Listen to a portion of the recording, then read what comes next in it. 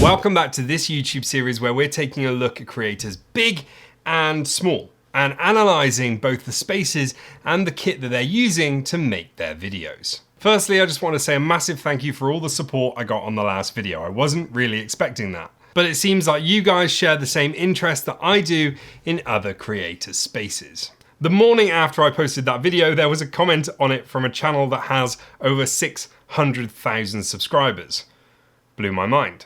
The channel was TubeBuddy, and if you don't know what TubeBuddy is and you're either starting a YouTube channel or thinking about starting a YouTube channel, you really should take a look. It's a resource that can really help you grow your channel quicker. And this video is not sponsored by TubeBuddy, there's no affiliation whatsoever, but we are going to take a look at TubeBuddy's YouTube setup right now. What's up? Welcome to another Creator Office Hours by TubeBuddy, where I answer your questions about how to become a creator as someone who's worked at YouTube and Instagram for 8 years. So let's dive into the first question. So let's take a look at this setup. Let's break it down.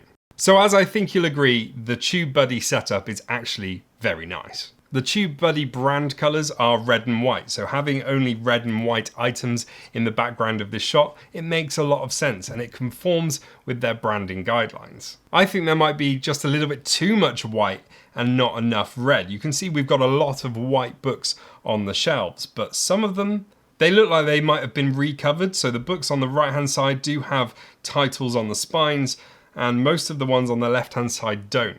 And it kind of reminds me of the scene in Mr. Bean where he painted his flat.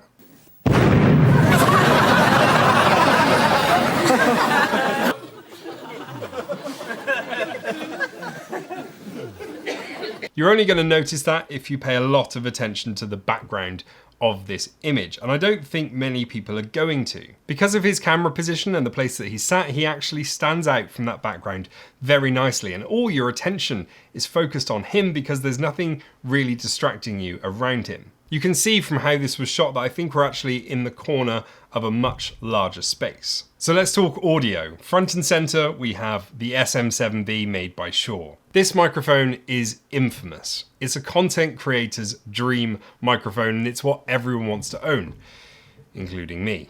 If you're using it correctly, you can guarantee that you're going to get beautiful audio out of it. You can see that he's got an absolutely gorgeous catch light in his eyes, and he's obviously got his key light up to his left-hand side. Let's take a look at the comment that he left on the channel. Super interesting video. I've been putting a lot of thought into the studio vibes for our channel. I've been opting for a real stripped down approach, but picked up some ideas for how I might be able to add a little more punch. Thanks, boss. Lovely comment, really appreciate it. Here are my thoughts on your setup. Firstly, the camera placement for me isn't quite right, because we can see a big section of the right hand end panel of the bookcase, and we can't see that on the other side. This might be intentional, but for me, I would put it dead center.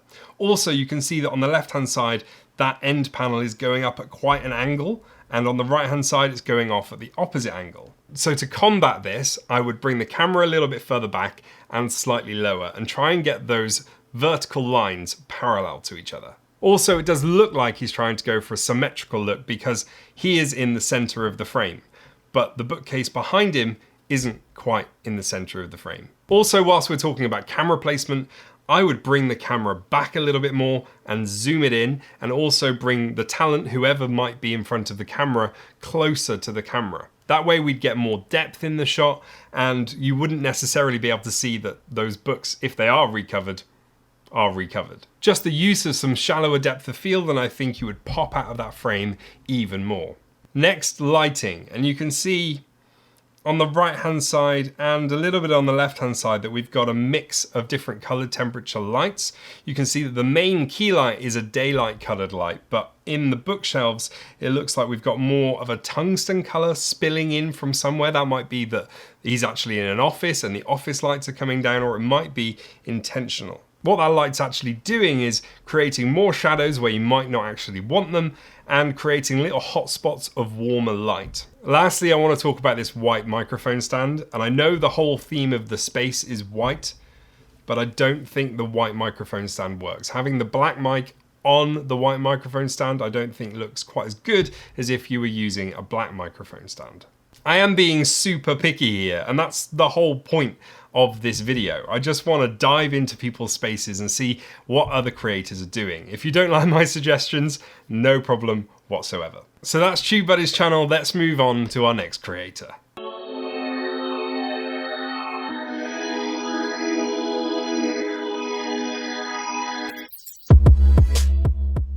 Okay, this next channel needs absolutely no introduction whatsoever. If you've spent any time on YouTube whatsoever, you will know the name Casey Neistat. He's gained over 12.5 million subscribers from his daily vlogs, his mail time videos, and his reviews of first-class aeroplane seats.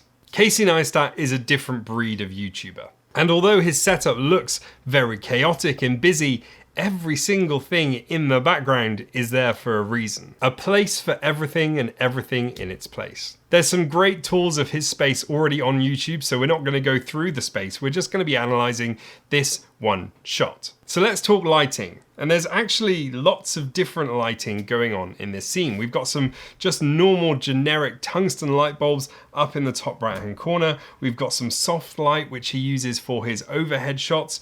They just look like lanterns that you would hang in your living room in the 80s. I think we've also got some big strip lights that are lighting up the entire space, and sometimes he decides to use LED panels to light him from the front, sometimes he just uses the window light. And the reason I think he does this is because window light, although it is very soft and very beautiful, it does have a tendency to change over the course of 5 minutes. If we block that window out with some blinds or some curtains and we put LED panels up, then we know that that light is going to stay constant. And I think what makes this shot and Casey's video on the whole so great is that every shot looks impromptu. It looks like he's making it up as he's going along. But actually he's got an amazing understanding of lighting and how to light a scene, so no matter which direction he's pointing that camera in, it still looks great. If he is using LED panels, then they're doing a great job. It does look just like window light is spilling into that scene. They're probably right in front of him behind the camera, pointing directly at him to replicate that window light. And because there is actually a window there, he can replicate the light coming in from that window quite easily. So let's move on to cameras. And Casey is notorious for smashing cameras.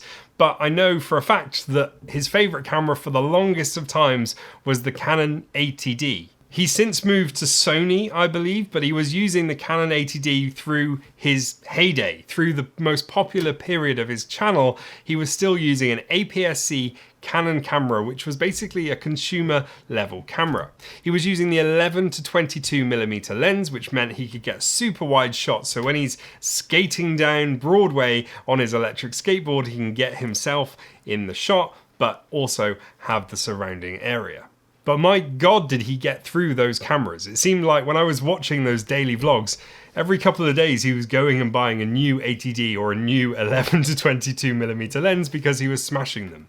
Not on purpose, I might add, but the way Casey uses his equipment is like a tool. He's going to use it to get the very best shot he can, and if it ends up getting battered or smashed or broken, he's just going to replace it. He doesn't baby any of his equipment. So let's move on to audio, and he's a big fan of the shotgun microphone.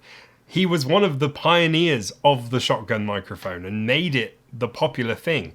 Now when you're walking around London and you see people holding out a camera with a shotgun microphone on top of the camera, talking to the camera, Casey Neistat essentially invented that look. And he tends to swap them around. Like cameras, he'll go from Canon to Sony to Fuji, back to Canon, back to Sony.